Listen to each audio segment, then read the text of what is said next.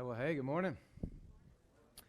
This last week of this series on Sabbath, on Shabbat, I want to begin by just saying thank you. It really is a privilege for Charlie and I to get the chance to study through these different things that we're talking about. Sometimes it's a topic that we've maybe studied a lot in the past and feel like we really understand, and it's a great reminder as we work back through it. And then there's sometimes that there's something like this, that it just feels like for me personally, I've never really studied it well. And the opportunity to get to walk through that and to kind of to work it out in my own life is just a privilege. And so thank you for being a part of it with me these last few weeks, and hopefully God is using it in your world too. It's interesting as you start to look at it that Sabbath is something that there's just not a whole lot out there about. As I've tried to study and look at what others might say, in Christian circles, it's just not talked about a lot. And when it is, sometimes some would say that it's purposely just forgotten and that it doesn't really apply to us, which in my study and as the things that we've looked at the last few weeks, I can't go there. God is doing something and has revealed something to us, an expectation that he has that I think it means something for us. It may mean something a little bit different than it did for Israel, but it does mean something. There's a lot out there in Jewish circles, in Jewish tradition about it. Shabbat is a massive thing to them. But it's really hard sometimes to find what's been said, or if there's even been much said about Shabbat in Christian circles. And so it's been something to study it. And if this is your first week that you're with us, or if you missed a few, kind of what we did, we started out in Genesis chapter 1, in the model that God gave us when he created the earth, and then he ceased from his creative work. He ceased to be productive. He Shabbat for a day. And he set up this model that this is the expectation, that you work, and then there's this rhythm of work and rest where you stop your productivity, you recognize who he is, and he's the all-powerful one, and you are not, and you reconnect with him. Then in the Exodus, we looked at that the next week, how he sets Israel free from Egyptian bondage, and then he gives them this command. Hey, you guys need to remember it. You need to keep it. We didn't get much into this, but in Isaiah, they didn't do a great job keeping it. And in Isaiah, through the prophet, he's scolding them, and in that scold, he says, Isaiah 58, he says 2 different times that it's this modeled, it's commanded. We looked at how it holds the penalty of death, so it's for them. It's a massive deal. But then also in Isaiah, he says it's a delight 2 different times. This is a delight for you. This is something you're supposed to take joy in.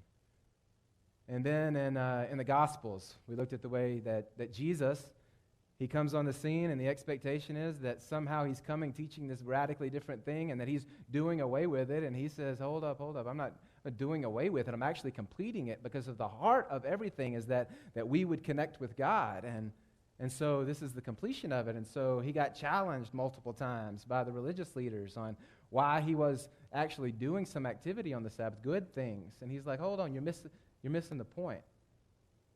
This Sabbath is a day to let the smoke settle and to connect with God, but that doesn't keep me from being able to heal somebody who needs healed, or help somebody in some way. And so Jesus talked about this higher path and fulfillment of what Shabbat means. And so I don't know if you've been like this, if you've kind of followed through this series. It's been this way definitely for me, that I finish each one of those, and I'm like, all right, that's all well and good, but what does that mean? What does that mean for me with the things that are real and true in my life today? How do I operate in this? How do I live this thing out? And and it's a difficult question. And this morning, we're going to try to figure out what that is.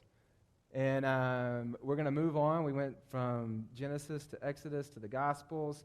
And now we're going to look at what the New Testament has to say in the early church.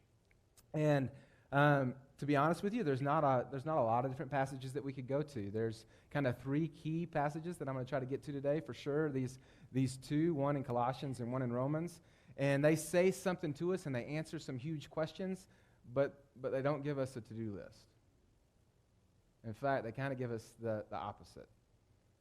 So let's start there in Colossians chapter 2. Both in Colossians and in Romans, what's happening, Paul is dealing with these false teachers who are trying to convince the Jesus followers that they're missing it somehow, or they need to add something to what they're doing. And in Colossians, it says, "Therefore don't let anyone pass judgment on you in question to food or drink, or in regards to festival or new moon," or he even mentions Sabbath. "These are a shadow of things to come, but the substance belongs to Christ." So basically, these false teachers have come in and they've said, hey, that's true, and Jesus is all that, and yeah, he has set you free from yourself and from your sin, but it's not all of it. It's Jesus plus this thing that you need to do. It's Jesus plus this extra activity. It's Jesus plus what you eat. It's Jesus plus Sabbath day and the way that you keep it and the rules and regs. And Paul's saying, hey, don't let somebody do that. It's Jesus and Jesus only. In fact, earlier in the passage, it's one of my favorite spots where he just goes on a rampage, man, and he talks about how Jesus just whipped the dark forces. He just took care of it, man, and it's done. And our Jesus is big, and he's good, and he's won the victory for us, and we have that in him completely, by faith in him only. And the things that we do, for sure, have their place in our obedience to him, but let's not add something to it. It's him and him alone, and don't get confused about that. It's not him plus the Sabbath. You know, I had a friend a few years ago named Gita, and she was about a 50-ish-year-old woman, and she didn't grow up in a Christian home, but she had fallen in love with Jesus, and she began to understand what he had done for her, and she gave her life to him, and she tried to figure out what it looked like to follow him through the years, but she never really connected to a church body. And as we were talking about that, I said, you know, what's up with that, Gita? Why didn't you ever really get connected? And she said, well, the family that I grew up in were strictly vegetarian. And I had also chosen a vegetarian lifestyle. And she said what would happen is I would get involved in these churches, and it happened again and again and again, where we would go a little while, and everything was fine, but then we'd be out eating somewhere, and the pastor or one of the church leaders would kind of pull me aside and say, Gita, you know you're not really going to be a follower of Jesus until you eat meat. And she said when it happened the first time, I just thought, well, that guy's crazy, because that's not what my Bible says. But then it happened again and again and again, and she just kind of gave up on it. Like, what? So people entered into her world and said, it's Jesus plus you got to enjoy a good steak, you know? And she's like, no, that's I don't think that's true. And as it says here in Colossians, that those things and the things that we do, like they're a shadow, but the substance, this thing is about Jesus, having faith in him and knowing him intimately. That's the substance. That's what it's about. He did the work. That's what it is. These other things, in fact, other places in the New Testament, it talks about this a lot, but it talks about the law as this tutor that leads us to this understanding of who Jesus is and this faith in him. But we don't need to mix it around. That's not the point. It's this teacher that leads us there. And this past week, Tuesday evening, I took my 16-year-old son Caleb on a little hiking, camping trip. And I really love to do that. Don't do it enough. This was an awesome opportunity because really wanted to just he and I to go and to connect and to get to do that together. And it was awesome. I always forget that the worst part of that is packing. And especially if you're going to hike in and carry what you're going to, use on your back, then it really takes some effort to try to get that as light as possible, so you got to make some decisions. And that's just a process, and I always push it to the end. I'm always last minute, and I always leave something out, I think I've told a story before. I left out the matches one time, and that's an issue, especially when it's raining. This time, I made a bad decision to bring our teacup chihuahua. Probably should have left her at home, but I brought her along, and I didn't plan on how bad the ticks would be. And about halfway down the trail, I pick her up, and I don't know how that many ticks could be on a dog this big. Like, she didn't even have that much blood, right? She's skinny. But they were everywhere. I picked 2 or 3 or 4 off of her yesterday. I mean, they're still there. But I'm throwing things in and trying to figure out and make these decisions. And, we get back, and I got to undo all of that and pull all that stuff back up and clean it up and make it all. If the point was this packing process, I would never go camping, would you? But the point's not the packing. The point is, man, I desperately wanted to get alone in nature with my 16-year-old son and talk life. That was the point. So I endured the packing process. I did the things you had to do to get us there for that reason. And that's what Paul's saying is, hey, don't get it mixed around. The reason at the heart of this thing is this connection with God, and so we have these things that we do. The other passage is in Romans chapter 14, and in this one it's really this fighting that's going on within the church, and one group is telling the other group that they should do this, and everybody's kind of judging one another. And he says, one person esteems one day better than another, while another esteems all days alike, which this really answers the question of, does the Sabbath have to be on some certain day of the week, or is it Sunday, or is it Saturday, or is it some other time? He says, people, it's different days. Each should be fully convinced in his own mind. It's up to the person, but that person needs to fully own it. I want to connect with God. I know this is something that he wants from me, and I'm going to operate in this way, and he needs to have his heart, her heart convinced. This is what it looks like. The one who observes the day observes it in honor to the Lord. That's the point. He remembers, he keeps it, he delights in it. He honors the Lord. The one who eats in honor to the Lord, since he gives thanks to God, while the one who abstains in honor to the Lord and gives thanks to God. The point is this honoring and this keeping, this remembering, this thinking. And so when you try to come up with, well, what is the blanket rule that we could throw out, that I could put up on the screen, or that you could write down? We could give out handouts, and we could have a textbook and a plan to go obey the Sabbath. But that didn't work. Because each one of us has a different reality in our world. We have the same Jesus who has set us free and given us life, but in obedience of connecting with him, it's not a business transaction, it's a relationship. So we each got to figure that out. I was thinking about that. I do, if I'm going to go on a camping trip, I have found that I really do prefer throwing things in a backpack, carrying it in, the heavier the better, setting up camp, doing the whole thing, and then packing it all out and carrying it out. It was an 8-mile hike the other day, and I liked it. Caleb was like, Dad, why didn't we just back up and do it there at the campsite? Man, I like to walk. I feel like I did something, I like feeling like I'm sweaty and tired, and I got to walk down this trail and look at things. I like that. Now, you may not, but I do. I got a friend in my neighborhood a couple years ago, showed me his brand new Airstream. Looked inside of that thing, man. It's nicer than my house. And that's awesome. He prefers to camp that way. I don't want to camp that way. I want to camp my way. Is his way right, or is my way right? Neither of us are right. But the point is, he wanted to get time with his family. He wanted to get time out in God's creation, and I did too. But each of us had to decide what it looked like in our world. And that's where we are with this idea of Sabbath. But what we want, we really, really want down deep inside of us, we really want that to-do list. And that's the reason the New Testament deals so much with our tendency to go that direction. A few years ago, there was an artist named Derek Webb. I don't know if y'all have ever listened to any Derek Webb, but a song that he did called A New Law really was just transformational for me. And I want to share these lyrics with you this morning because he dealt directly with this. He said in the song, don't teach me about politics and government. Just tell me who to vote for. Basically saying, what we want is you just to answer the question for me.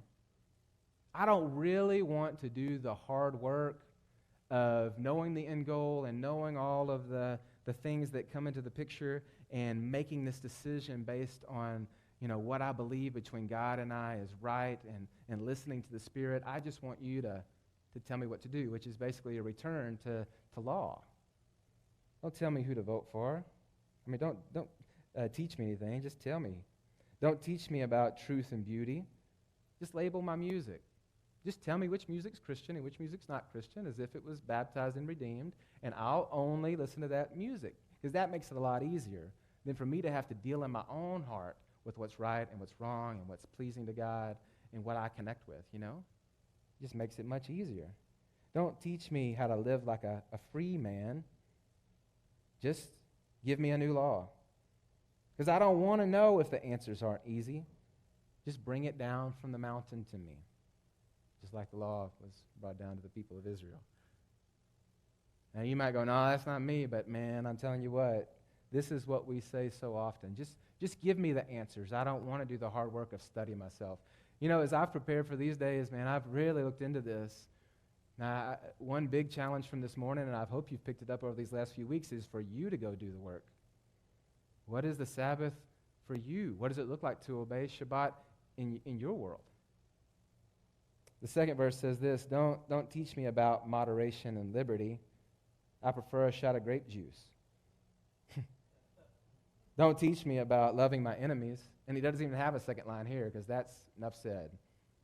Don't teach me. I don't want to do the hard work of figuring out what it looks like to love my enemies.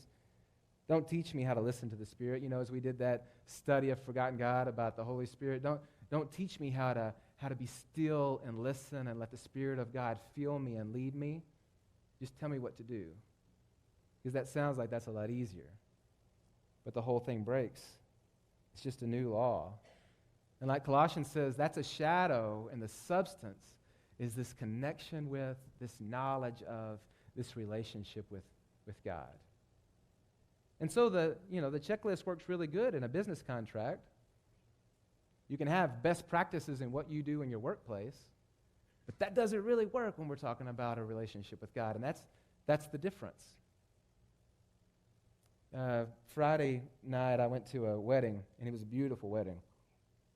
A couple of folks from here at the Grove, and they chose to do their own vows. And I really haven't been at a lot of weddings that they did that. I mean, they chose their own vows, and they, pastor just stepped back, and they just went at it, telling their vows back and forth to one another. And, I've officiated weddings and been a part of, leading a couple through it. In my wedding, we were led through this contractual agreement. I'm going to do this till death do us part, sickness and health. I got it, and I meant every word of it, and it was from my heart at our wedding. But there was something really sweet about this, because they said all those things, yeah, but they worded it out and explained from their heart and from their personal experience with one another. And the thing that I thought was interesting is that as they did it, they were like giggling back and forth. He would say something, and she thought that was funny. None of us got the joke. Because it was an inside joke between them. And then she would say something, and 90% of it, I didn't have a clue what they just committed to one another. But I could tell that they really loved each other and that they were making a real deal commitment to one another. And it was so heartfelt and so real. And that's what we're talking about. That's what we're talking about. How do we get to that with our Jesus? That relationship. That's the point of Shabbat. That we would cease, that we would stop, that we would recognize who he is, and that we would connect. So I've decided to do it this way this morning. There are some principles, some things that have come out over the last few weeks as we've studied the scriptures that are just, this is true. This is the overarching drive and principle that we have to recognize is true, and we have to find a way to be a part of our lives. But then there's this other piece, and it's the reality of your world and of our time in history. And so the rub comes with, how do these things fit when these things are true? And some of those things can be adjusted, but they can't be removed. How do those things fit together? So first of all, here are some principles that have just come out over the last few weeks Some of them I've already repeated today, but just to be real clear, there are more than just this, but here are 4 real big ones. A rhythm of work and rest is modeled and expected by our God. There is no doubt that God gave us the model of this day of rest, and he expected it of his people, and that model and that expectation didn't go away. Like he expects it because it's for our good, for our delight, for our connection with him, and just to actually be more productive at the end of the day. It's just wise. So he says, this is real. Second thing, we need to routinely stop our production, which our culture is driven, that our significance is built in that, so it's so countercultural. We need to routinely stop and regain perspective of who God is and who we are, and reconnect with him. We need to let the fog settle, see him clearly, and reconnect with him. Remember what he's done for us and who he is. We need that desperately. Shabbat is a declaration of our freedom to ourselves and to our neighbors. Our Jesus set us free from our sin and from ourselves and has given us new life. We need to celebrate that freedom by not being like the culture around us. No, we're free. Just like Israel was free from Egyptian bondage and so they could take a day off, we need to declare our freedom. And you know what? We're not a hurried mess thinking that the world's going to fall apart if we don't fix all the problems. No, we got a God who's doing that. And we're under him, and he gives us life, and we're going to work in step with him, but he is God and we are not. But we're free. We're free. We don't gain our significance from our productivity.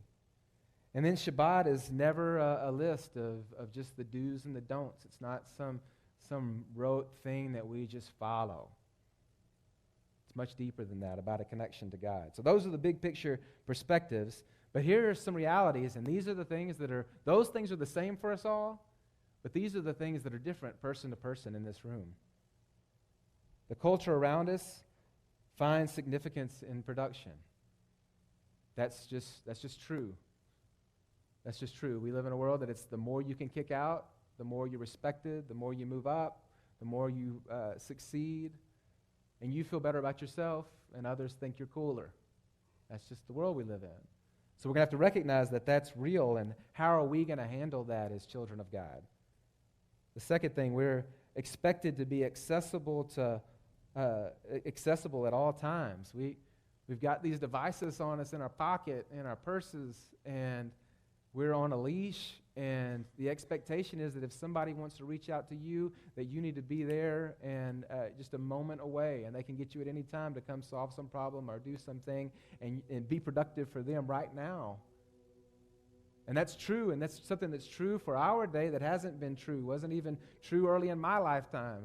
Like we've got a 16-year-old son, and we're trying to figure out how to all stay connected, and so, man, we got this app that, man, it tells us where we all are at any moment and how much battery we got left in our phone and how fast we went on the last drive from place to place and how fast I can get to any of them at any given moment. And I can push a button and all my family can come running to me. Crazy, right? Like I just remember being in high school and I left and my folks didn't know where I was. I don't know what's good or bad, but I know that we're almost too connected. So to disengage from that connection is so crazy, right? We have financial needs. That's just true. We work. Man, it's some folks, man, they can work a 40-hour week and have plenty of time to set time aside and focus. There's some of us that, man, it's an 80-hour week, and that's still not enough. And to imagine having the freedom to take a day and set it aside and spend that much time and not be productive, we don't know how we could make ends meet. And that's just real. That's just real. We have financial needs in some way that we're going to have to work and meet those. We got real family and other commitments. We got family, and they need our attention, and we're responsible to take care of them and love them, and we want to. And there's commitments that are related there. I think it's crazy, man. I feel like I obeyed God and his command to be fruitful and multiply. And now I got this opposite command to be still and rest. And those two things don't seem to jive. But somehow they do. And I got to do the hard work of walking away and saying, how do those two things come together, right? How do they meet? It seems impossible.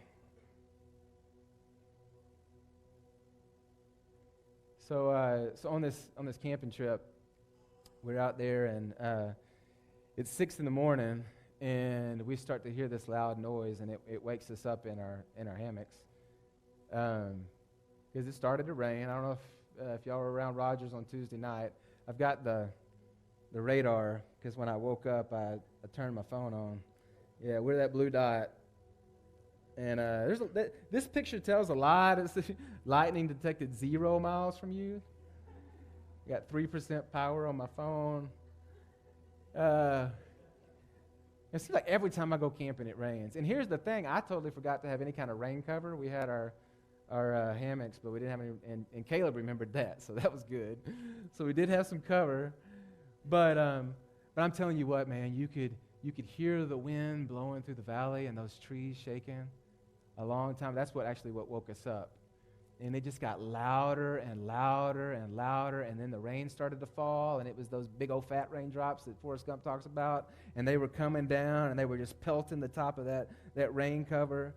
And then when I looked at this, and at first it said, lightning has struck 5 miles east of you. Then it said 3 miles east of you. Then it said 2 miles east of you. Then it said 0. And you could hear the thunder and the lightning, starting to get closer and closer and closer together.